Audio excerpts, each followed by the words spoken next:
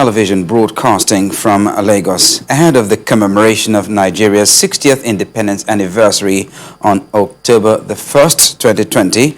We now bring you live from Oregon in Lagos State, a special independence event tagged 60 Reasons for Nigeria. Please stay with us.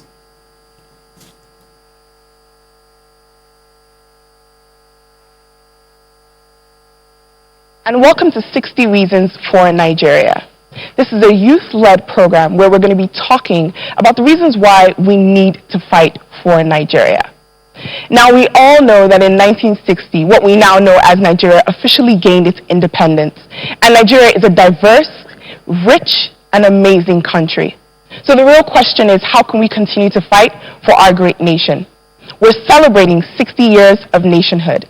Now, of course, I'm not going to be doing this alone. I'm joined by 6 amazing guests who they're going to be conversing, and we're going to be discussing what it means to be Nigerian and how we can continue to move our nation forward. But before we get into all the deep conversation, I want to introduce our guests. Welcome, everyone. Good evening. Good evening. Thank you for joining me. We're coming to you from Lagos. And you know, I had asked that before we start this conversation, we kind of talk about our memories as young Nigerians. I want to start with you, Abubakar Mohammed. You know, when you think about growing up in Nigeria as a young person, what's a fond memory that you have?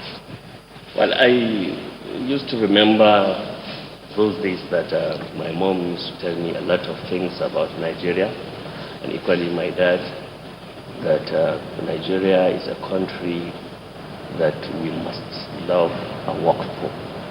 And I remember we used to sing national anthem and national plate. At that time, they used to emphasize on issue of patriotism. And that is why we find it very peculiar right from our childhood to understand the basis of the Nigerian concept itself. That is something that our forefathers, our ancestors have worked tirelessly to ensure that it becomes. Most of them lost their lives, and if you were together right before even the colonial masters, there was records that they used to trade together. There was record that they used to compare some cultural values at that time. Right, that is before amalgamation. And then Nigeria was not more than 30 million people. And at the time it goes like that, there was a threat of disintegrations, several threats of disintegrations. And we knew from 1960 to date there was several attempts, 5 successful coups, and there was a war in 1967 to 1970. Which are all threats of disintegration. But God, in His infinite mercy, made Nigeria indivisible entity. Why? Because before the British colony amalgamated Nigeria, God had destined that we are going to live together as a nation. Northern and southern protectorates and the eastern protectorates come together as an indivisible entity. Then there was no much structure for public conveniences, especially administrative conveniences. But later on, we have 3 regions, and now we have about 36 states. We have 774 local governments, and upon that, we have another expansion with commensurate capacity in terms of education, because education is the most important way of achieving any meaningful development. Which we're definitely going to get to. We're going to talk about, you know, the ways that we need to move forward and what the challenges are. Kayode, I want to go to you. You know, when we're talking about your childhood and, you know, growing up in Nigeria, what kind of fond memories do you have? In terms of fond memories, I mean, I grew up in Ibadan, which is essentially southwest Nigeria, and dominated mostly by Yoruba people. And I think because I'm a foodie, I like food a lot. So the first thing that will probably come to my mind is eating amala and eating corn. You know, and we would always have rhymes and poems around corn, you know, coming at the rainy season, and also playing games, you know, those Tinko games, and then, you know, being able to move around Southwest and being able to move around Nigeria and sort of exploring sort of tourism and the fun parts of Nigeria, really. So for me, it's just having that amount of fun as a child and mixing up with your friends and exploring local tourism. Definitely. You've highlighted a lot of things that we can all resonate, just the freedom to play. You know, I want to go to you, Peace. When you were thinking about your childhood, what are some fun experiences? So amazingly, my memories are very similar to Kayode's. That's what I was smiling when he was talking. But when I think about my childhood, I remember Nigerian jollof, because every Sunday after church, we know that there's going to be jollof rice on the table, right? It was a standard. And then, you know, just coming back from school, and there was this compound in my street where all the kids would just come out and we'll play police catch thieves, Suwe, 10-10. That's literally how I remember growing up. And then I grew up in Benin City in Edo State, and I moved to Lagos, and I meet new people, and they're talking about the games that they play. They're like, it's the same game. How is it the same game? Because I'm in Edo State, and I'm Benin, but for some reason, our experiences are very similar. So when you were saying Tico, I'm like, okay, I grew up in Benin, but I played that game too. There are a lot of differences, but there's also a lot of similarities. Abubakar, Adamu, what about you? All right. First and foremost, I grew up in a very small village, being the son of a herder and a farmer. And I could remember vividly then, when we were growing up, it is a duty that every morning you need to take the cows to butch, you make sure that they rear them very well. And when you get to a certain age, you are taken to a Quranic school, where it's called Al-Majranshi today. And I grew up from a place where majority of us are the same people, because we are all Fulanis, we have almost the same religion. But it is a fact since then that yes, Nigeria is beyond just us. There are others involved, because when we get to primary school, that was the first time I got to realize that there are a lot of people, because I can see a lot of people speaking different languages. And most importantly to me then was the fact that yes, let me properly integrate with this system. And as I was growing up, I make it upon myself, because my father always tell me that as a human being in life, do not just think of yourself. Life involves others. And I took that very seriously. That was when I was in primary school. All my friends were people from different cultures, because we were very close to Benue, and there are a lot of boys and girls in our school, having come from Taraba State. So growing up, I totally understand the idea that Nigeria is a plural state, and it is the responsibility of each and every section of it to make sure that we come together and build a nation that we all need. And our father, having been a nationalist, because he has participated in a lot of activities that try to unite this country, he always tells us that for you to be able to be a good man, you must be able to see another person as your own. That is a take home, and that we took and cherished virtually in all members of our families. It sounds like your father is very, very wise man. Chidinma, yes. You know, I know for you that you've had a very multifaceted background, so share us with us a little bit about your experience growing up. I think one of my fondest memories, it's actually a very recurring memory for me, is having to travel home to the east every Christmas with my family. My father never misses it, and it's something that as kids we used to look forward to, you know, that sense of togetherness, that sense of family. I know every Christmas my mom would literally stress herself with firewood, cook for everybody in the neighborhood, and everybody comes together regardless of what village you're from, regardless of whose family you're from, and everybody just eats together, talks about different things. Just that sense of, you know, your home, and like there are no demarcations. It's not that, oh, you're from this family. Just that sense of belonging was always I found it very special. So even now that I'm much older, I always look forward to going back home, being with my grandma, and then growing up, watching all of that, watching families stay together, talk about. We also used to do this thing where we sit down, tell stories. That was when everybody was much younger and interested in all those things. And then we tell stories. So those are fun memories that I think about when I think about my childhood and growing up in Nigeria. It's something that I even still look forward to being much older now. And it's something that I hope to imbibe in my kids as well, taking them back home, understanding the culture of being an Igbo girl or an Igbo boy. Is something that I think is very, very special. So when I think of fun memories, that's definitely what comes to mind for me. Brilliant. And Idayat? Yeah. I grew up here in Lagos, in the midst of so many friends. In my school back then, we have different groups where we challenge each other. You have someone that might prepare for mathematics, someone that might prepare for probably government or any other subject. So the following day, we all gather, then step out to give various explanations on the particular topic you've actually researched on. Then we challenge ourselves with questions from different angles that will build the confidence in us. Then at least we can represent the school in any kind of competition, any kind of level. So after school hour, we all march down to various levels by trekking. We trek actually. The distance is far, but we enjoy the fun of trekking from school down to our various houses. The money we are supposed to use as tea fare actually, we use it to buy biscuits, donuts on our way home. We gist a lot yogurt. We have fun on our way. So rather than spending the money on tea fare, we use it to fill our bellies. So we have energy to talk, to play. On getting home, we have a lot of games we engage in. Like what she said earlier, the sway, the tainted, the bread and butter and the like. So it's fun. I think when I think about, my childhood, and I had a very multifaceted childhood because my dad is a huge patriot, served Nigeria for 30 years as a civil servant, but that also meant that, as a diplomat, he had to travel a lot. And we do school outside and we do school in here. And one thing I always missed about being here in Nigeria was just the ability to play and also the education that we were given.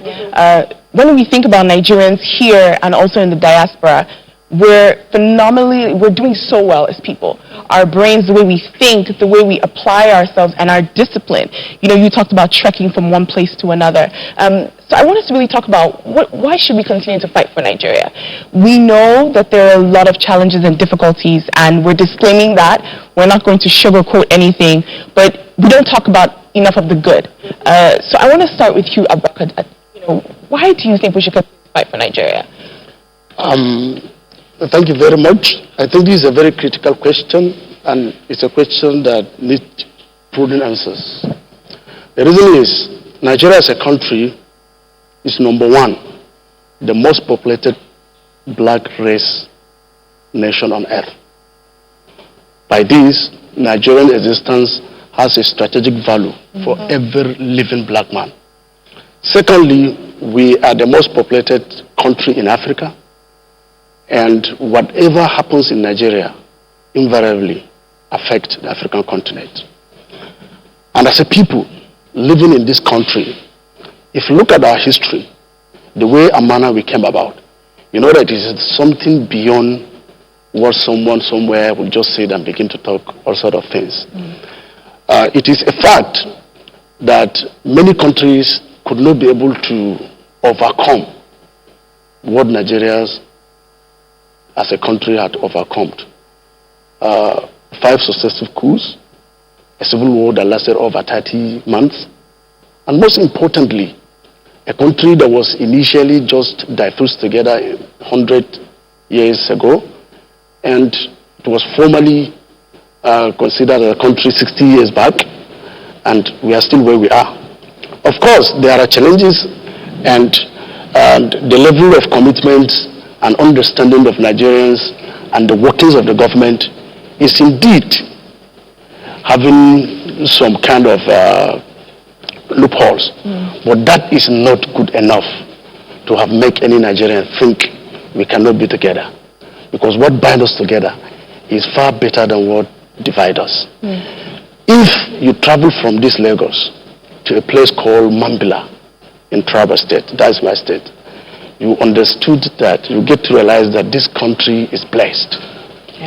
If you travel from Port Harcourt to a place called,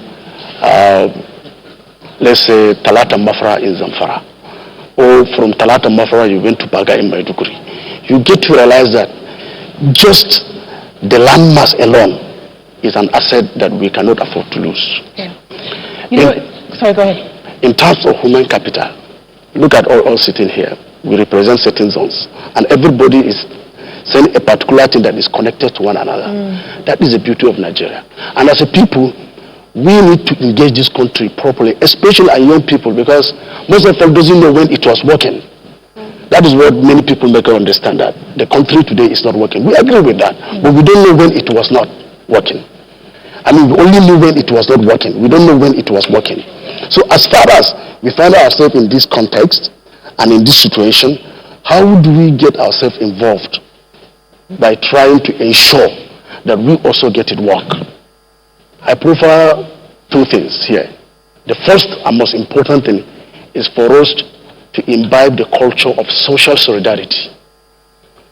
What happened today, just yesterday night to this morning in Nigeria, tells us that yes, we can achieve a great thing, because nobody expected there will be no strike today. And look at us sitting here having this program. Maybe if the strike had gone on, you wouldn't have been here with us.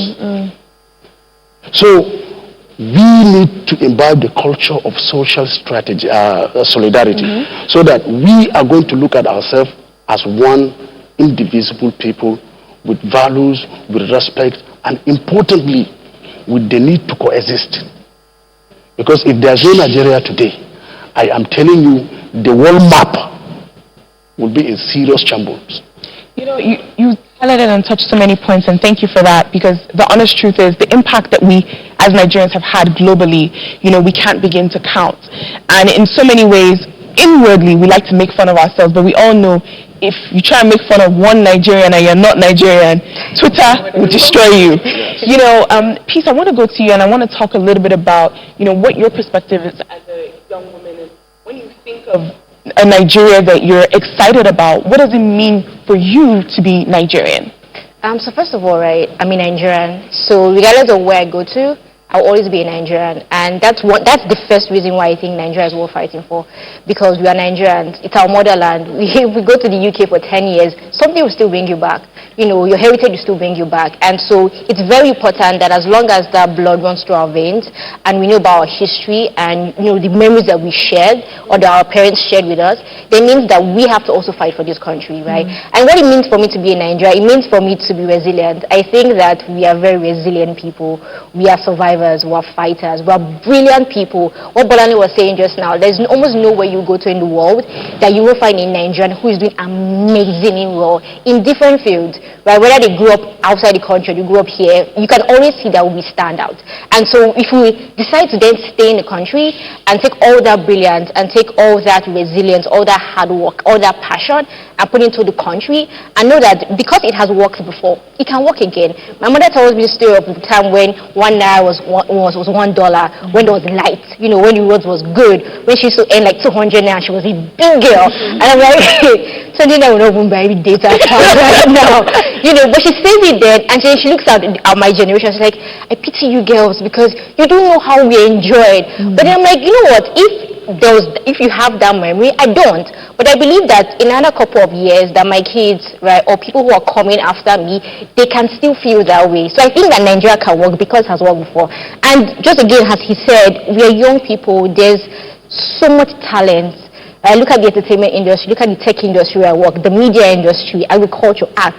There's just a lot. So if we don't even take away politics and say, you know, well, let's just focus on young people and our talent, there's so much we can just do by putting ourselves to that. Yeah, and we're going to come into, you know, the different parts and sectors, but our human capital alone is really the fundamental reason why we stand out amongst all African countries. I want to go to you, Abubakar. You knew I was coming to you, didn't you?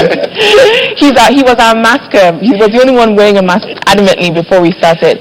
You know, for you, and you're a journalist, you know, so in so many ways, you research and you document about the good and the bad of Nigeria. But what really stands out to you about being Nigerian? You see, it's always reflection on the hard work of our ancestors, the forefathers, that stood firmly for us, and we were able to record a lot of achievements. Yeah. Take for instance in Human Development Index, and of course the capacity expansion. Let's take education as an example. Yeah. In tertiary institution alone, then Nigeria have only few universities, regionally, 3 universities. But today we have 44 universities and across the federal, only the federal universities, and we have 48 the state universities, and we have about 79 private universities. This is a huge development, capacity building, and we have enrollment about 2 million. Then it was less than 3,000. But today we have more than 20 million alone this year alone, for instance. This is to show you that some people work harder for us to get education easily. We have to reciprocate, and that is why we must fight for Nigeria, because we are given much, so much is expected. Right. And secondly, the endowment. We thank Almighty that Nigeria in the community of nations is very attractive in terms of investment, in terms of wealth creation. As my brother just put it, the arable land we have and the coastal investment we have in the south, these are two important issues that attract the whole world, not even African countries. Therefore, in the next future, Nigeria is going to be closest to the BRICS, which means Brazil, Russia, India, China, South Africa. We are going to match with them in competition. Like the statistics are proven, by 2050, you will see a lot of remarkable, because boosting our population. Do you understand? Human capital development, you have seen the record we are going. And when you come to the issue of peace, Nigeria is a set pacer of the peace in the world, considering the stabilizing factor. In 1960, Nigeria was engaged in Congo, the peaceful mission. From then till now, we have more than 30 mission in United Nations mission of peacekeeping. This is to show you Nigeria is peaceful. Only few politically motivated 15 cabinet are penetrating or infiltrating to create insecurity and chaos. It is not on ethnic background or religious differences. We love ourselves in Nigeria, very interesting, and we culturally interrelated, interconnected, peacefully. But what is creating this harmony and this affection amongst Nigeria is not Nigerian thinking. It is scripted and sponsored by some few undemocratic elements. And we have to work to fight for Nigeria, to fish them out, to make sure that they didn't take that advantage of creating this affection among us. Unity is the backbone of any meaningful development and the background through which peaceful coexistence will exist. Therefore, we have a lot. We have accumulated and invested a lot in Nigeria that we need to, in return, reciprocate. We have to fight to ensure. Look at the index of corruption.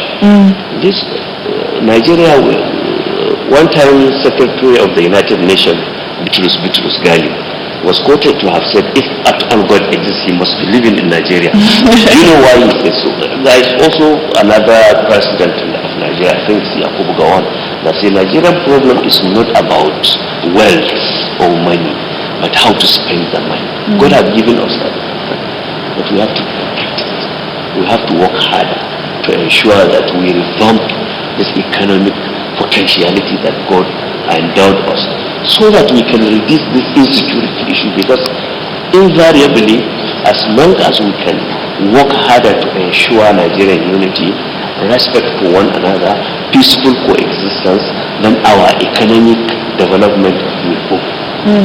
We are going to thrive seriously.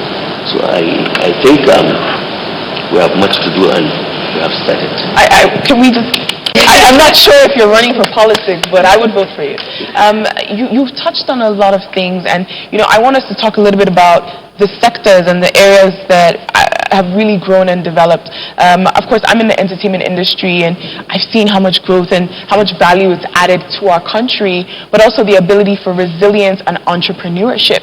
And Kayode, I want to talk a little bit about that, from your experience and just in the field and in the work that you do. In what ways do you feel like Nigerians have been able to be innovative and really create solutions when sometimes it seems as though there's a sea of problems? Right. Thank you very much.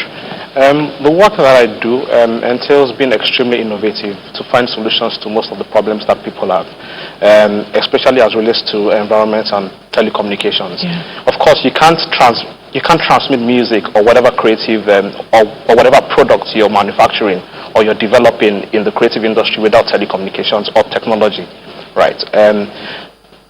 As of 2001, our tele density in Nigeria was at 0.45%. Now we're at over 110% in terms of tele density, meaning everyone has a mobile phone. And we're still doing, there's still a lot of work to be done in terms of getting broadband and fiber to places where it's unavailable or places where it's not particularly lucrative. So there are a lot of dark fiber routes that I'm sure the federal government is working on to ensure that the whole country is connected in terms of broadband penetration. So I see people developing a lot of solutions in terms of tech and being extremely innovative to, fix problems in terms of virtual learning, artificial intelligence, machine learning, and also being able to transmit and make payments easier for a lot of people living across the country. So it's just amazing the sort of work that people do just to create solutions and being very, very innovative in that regard. Yeah, and it's interesting because, I recall, I'm just thinking about all the different times where I've been in a Nigeria that seems a lot more, mixed, and where there are people from all the different geopolitical zones. So I went to a secondary school called Queen's College, and Queen's College was very, very diverse. And I remember that was my first experience with really understanding how diverse, but also how much potential we have in our diversity. And then, of course, doing NYSC. And I did my NYSC officially. I lived, in AKT for a full year. But during my NYSC camp, I just remember understanding how so many different people from different regions, they brought a certain different type of strength. And it was such an interesting experience being able to learn from them. Idayat, from your experience, what type of memories do you have? And when you think about your friendships, how have you been able to learn from someone from a different region or a different area than you? And how has that enhanced yourself as a Nigerian? From my own experience, I learned a lot from my friends actually, in terms of the strength they put in whatever thing they want to do. And another thing is backing up. They support each other. So this goes a long way. At least it builds confidence for the person involved to do better, even if you think you're not up to the task. So you saying your friends at your back, they got your back, you have that morale. The morale is there for you to at least do the little you can. Excuse me. Do the little you can do, even if it's not up to what outsider is expecting you to perform. At least you have a quota to contribute. And it's interesting because I know when I was, I did a little bit of university abroad, and I remember all my colleagues who were not Nigerian, they always thought I was such a hustler. They always thought I had such, I was always trying to do side business. I was like, I'm just in A-level, come back to Nigeria and see. And I remember when I was coming back to do my NYC, I'd already started thinking of a business because I knew I couldn't come back to Nigeria and then I'll meet my peers and they'll say, which business are you doing? And I'll say nothing. They'll look at me like, what? Chidinma, I know you're a fashionista, and the fashion industry is doing so well, and it might be underlooked, and it might be overlooked rather, but in what ways do you feel like we can continue to encourage people in the creatives to really move forward and ensure that they're contributing to Nigeria's quota? Okay, first of all, the average Nigerian style is something to look at. Like, Nigerians all over the world can step into any room and grab your attention with either how wide their gele is or the loud makeup, and it just screams, look at me, I'm here. So I think generally when it comes to fashion and style, our culture as Nigerians sort of feeds into that, and it makes it all the more beautiful, all the more colorful, and the entire world is literally paying attention to the fashion industry in Nigeria. But I personally am more, so in terms of how we've grown as Nigerians, I'm very much passionate about women and female empowerment, and I can see actively how much Nigerians, so maybe we're not where we're supposed to be 100%, but I know that a large percentage of Nigerians are paying a lot more attention now than ever before. So we have young Nigerians going out to the streets to protest, to say when we go to the market, don't touch us, and people are actively paying attention to that, and I think that that's powerful, you know. So now even as a young girl, if I go to Yaba, you can see the market men on the roadside say, make I not touch her more, make she no report it to police. So that is progress. It's not, and it might not be significant, but it is progress considering where we're coming from. So I think, especially tying to what Peace said, I think that when we consider the fact that things have been good before, you know, so it gives us that hope to say that we've been here before. We just need to persevere. We just need to hold on to hope. We just need to be better as Nigerians, because it really comes down to us and what we're doing individually in our own little way. Because Nigerians are such hardworking people, great potentials.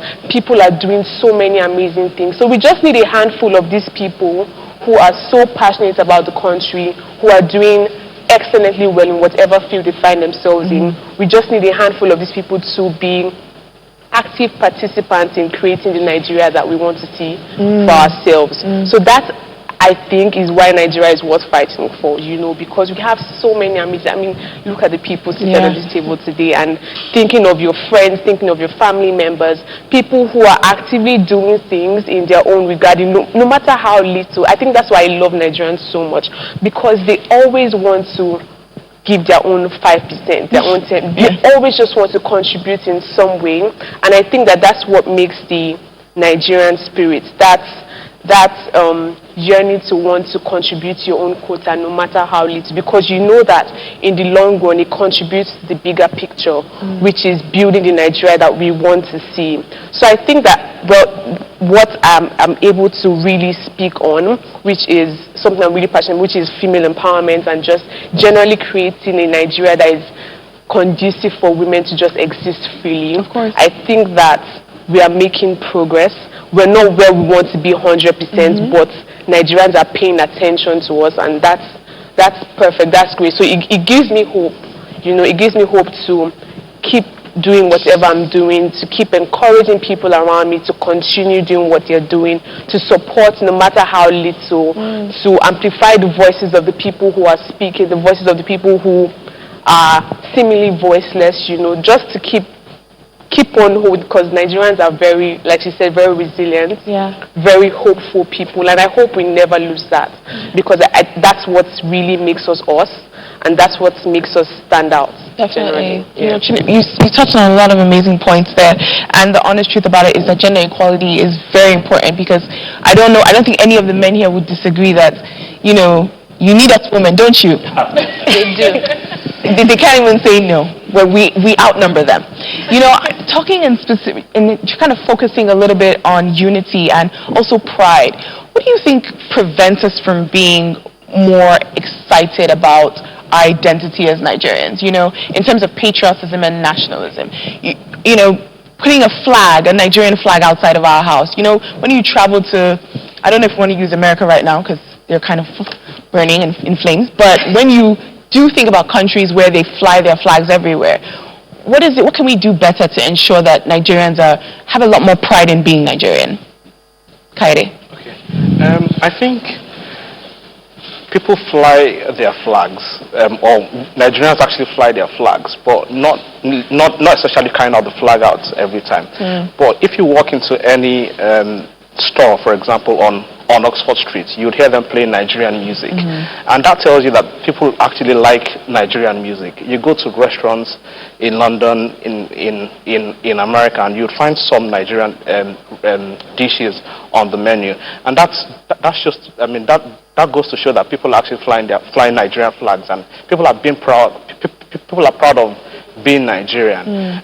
Of course, we have our challenges, right? And it's easier to thrive when there are problems. The whole point of being an engineer, for example, is to be able to find solutions or prefer solutions to the problems that people have. So, for example, in Nigeria now, there are so many problems that we have, and you find that people are being innovative and picking one problem, and then they create an economy around that problem, and then they are able to create new jobs and fend for their families, and and it just goes on and on like that. But it's about being resilient, like she said. I know that Nigerians are extremely hardworking and innovative people, and every time you find someone picking up one problem, find a solution to it, and make things better from there. So Nigerians actually fly their flags, maybe not literally kind of flag around, but in terms of the way we live and we carry out. What about you? Well, that's fantastic. Nigeria, we are making it, because if you look at the foreign index, especially the best, even in Europe, you will see it's Nigerians. And of course, recently, even Corona issue, you can see a Nigerian, a female, that stood firmly to say that she found cure and challenging the whole world about that cure.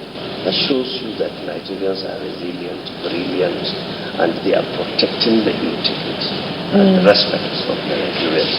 But we have to learn that when you are talking about development and you are talking about prosperity in terms of human capital development, you have to invest in education.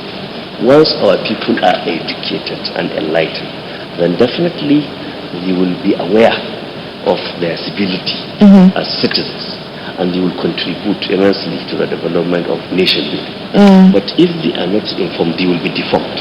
That is why it's very significant to invest more in education. Neglecting educational sector in terms of funding, enrollment, will just bring economic problems and give rise to political instability invariably. Therefore, and if you take, and though we are trying, before now I cite example of our Nigerian universities. Before we have few professors, but today we have more than 9,000 professors in the country, and we have about 80,000 doctors in Nigeria. This is huge progress. We're a very educated populace. Yes, definitely. But we have to know that we have to codify the knowledge we acquire with moral value. Education must be nurtured by faith, because this number of professors I made mention, and doctors and other lecturers that we have in Nigerian university, ought to solve Nigerian problems. We have serious problems around. Education is to remedy all the panacea, the problems around. But unfortunately, you see, the more educated we become, and the more confused some other people become, because we don't use and nurture the knowledge. You understand? So basically, if we want to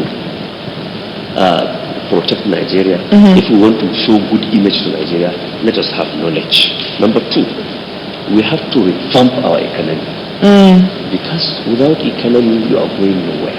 Even the democracy we are practicing, economy make democracy possible. Political leadership make it real. We have to know that it is economy that will make or reduce what is happening in terms of hooliganism, in terms of kidnapping, in terms of banditry, and other social vices. And most people engage themselves in these nefarious activities without the knowledge of its concomitant ruinous consequences. Hence, the only way out is to ensure that small and medium enterprises are revamped, because they evolve economy, so that at least everybody will have a stake. If you have a stake, let me give you a story. A friend of mine, when I was a student leader, he used to tell me that let us go and do demonstration, let us do that, because I was union leader. Later on, he was fortunate to have a car, a new car. Therefore, one time some student came and meet me that we need to come out, we need to do that. He's just pulling my shirt that please, let us not go. Do you know why? He said he will break my glass. Everything has changed now that he has a car. Because he has a stake to protect. So if people are not protected economically, they tend to engage themselves. You see how some people in the northeast are put for Boko Haram and other... Because of economic issues. Because of economic issues. Therefore, if we really want to develop, we have to work harder in our economy so that people will live in harmony, peacefully, so that we can revive the cultural heritage of sharing among us. But now, even if you want to share, how will you? Because the difficulties we are facing. You know, you brought up a lot of great points in terms of talking about education, because we are a very educated populace, but the question is, what type of education are we getting? Abubakar, I want to go to you.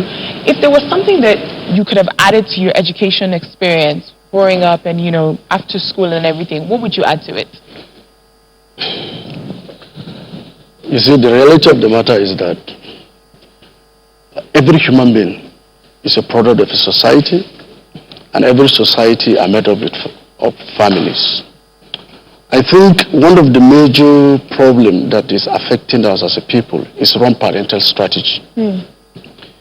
Parental strategy, in this case, I mean the ability of a father to look at his child and believe that this child has a life to live.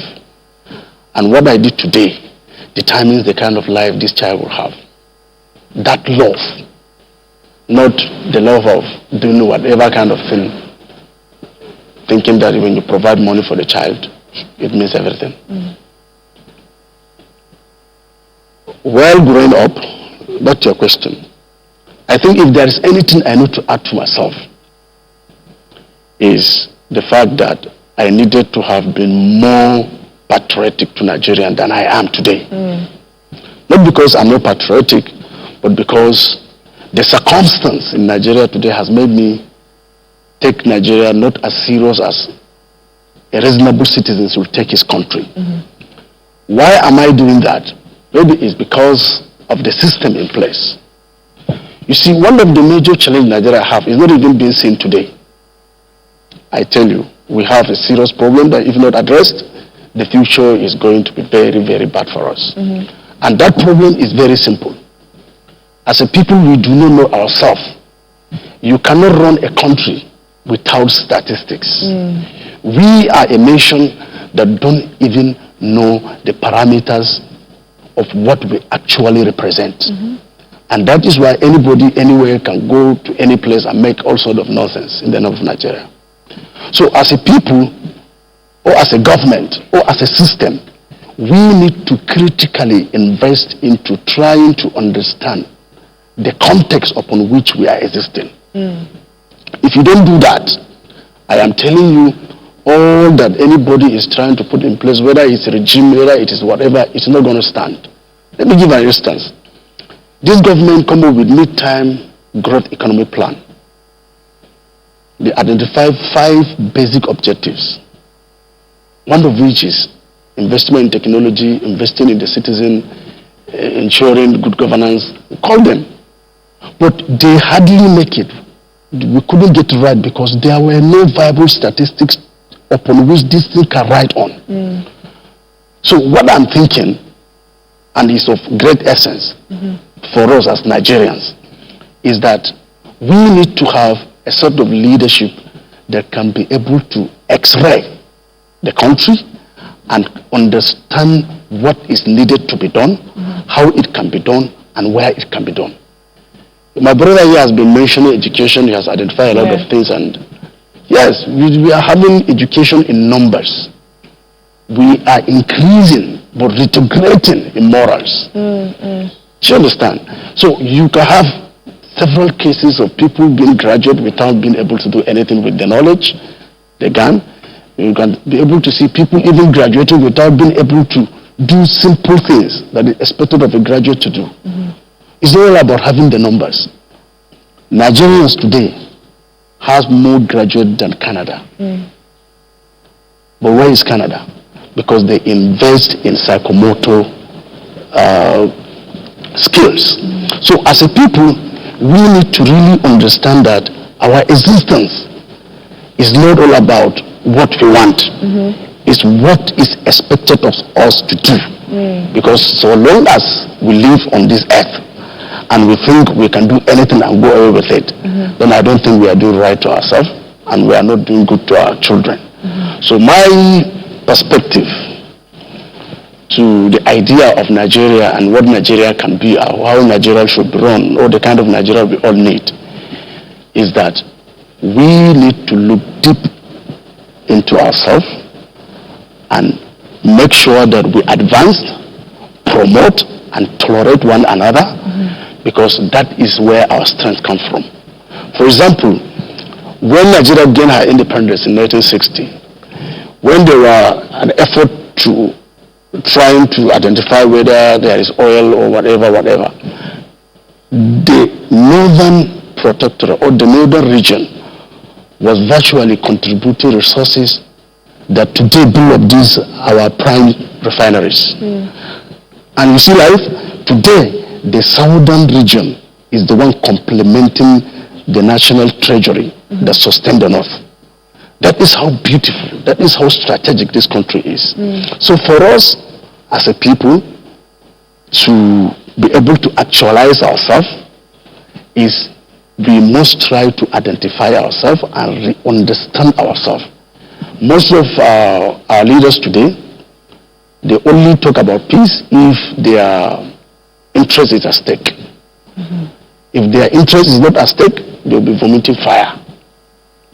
And if that is not addressed, there will be a problem. And there's nobody to address this for us. It is our responsibility as young people who understand these concepts, begin to talk to our friends, our relatives, and politely engage our parents. You know, I think that the fact that you mentioned young people is very important, because the honest truth is we always say we are the future of tomorrow. I think, honestly, the future is pretty much here. We have some young people who are already in office, and some are doing great. Some of them, we're still waiting to see, you know, the effectivity of what it means to be young. Peace, before we start wrapping up, I want to get to you. How do you think we can really prepare ourselves to be that future for tomorrow? How can we prepare ourselves to do things better and differently than, you know, what is coming behind us? Yeah, for me, right, it's two things: exposure and skill. And when he was talking and he mentioned education, I just kept nodding, because I believe that education is a big deal. But it's not really just what they teach us in school, it's what it exposes you to, the people, the mindset, the behavior, the paradigm shift that education brings for you, as the person that you then become as a result of going to school. Not necessarily because you study maths or English, but because you're exposed to different ideologies.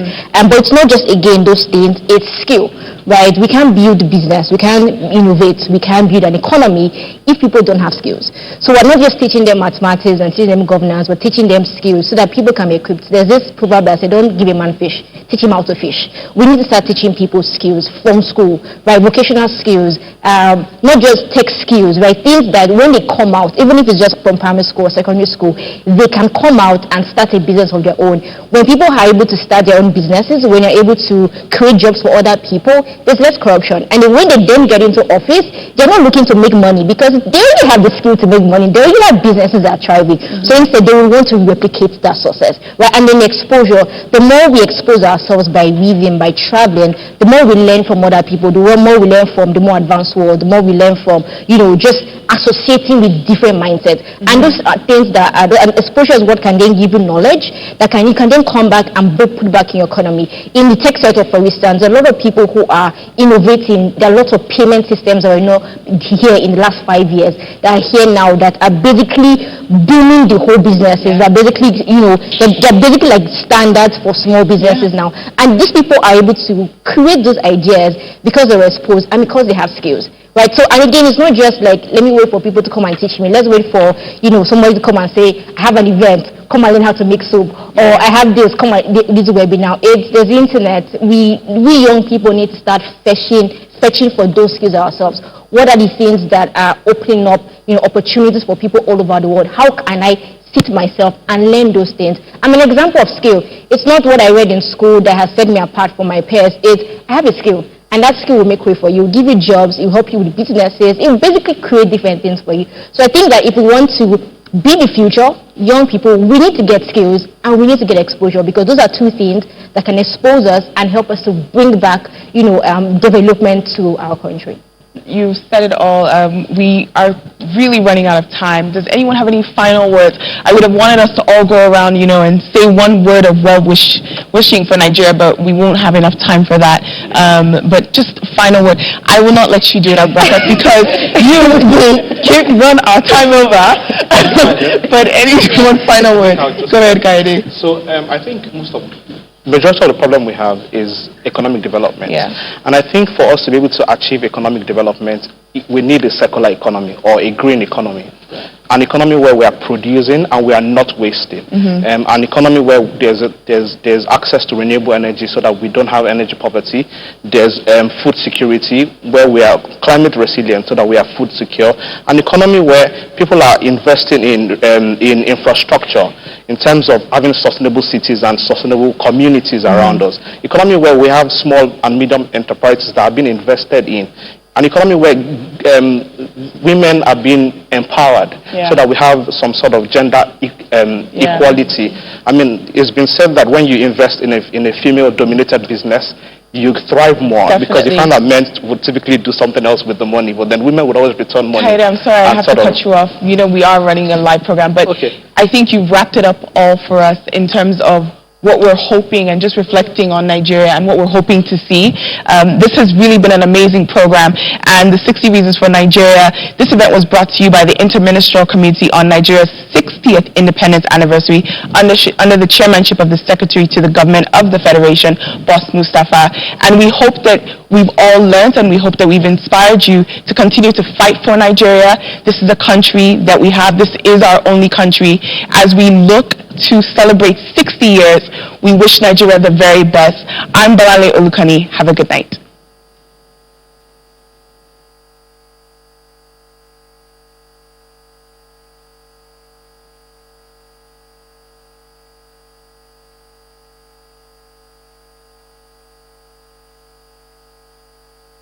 You've been watching 60 Reasons for Nigeria ahead of the 60th Independence Anniversary celebrations for Nigeria coming up on October the 1st, and of course the youths of Nigeria being educated as to why they must celebrate the 60 years of the country's existence as an independent entity, and it was brought to you live on Channels Television. You're watching Channels Television broadcasting from Lagos, and we'll be returning to the studios for our regular programs for the day. Coming up in about 5 minutes from now, at top of the hour, 9 p.m., is the COVID-19 pandemic update. Please stay with us.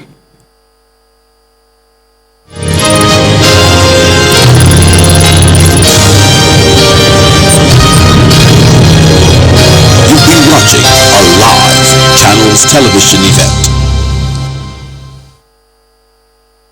Our website, channelstv.com, has more information on our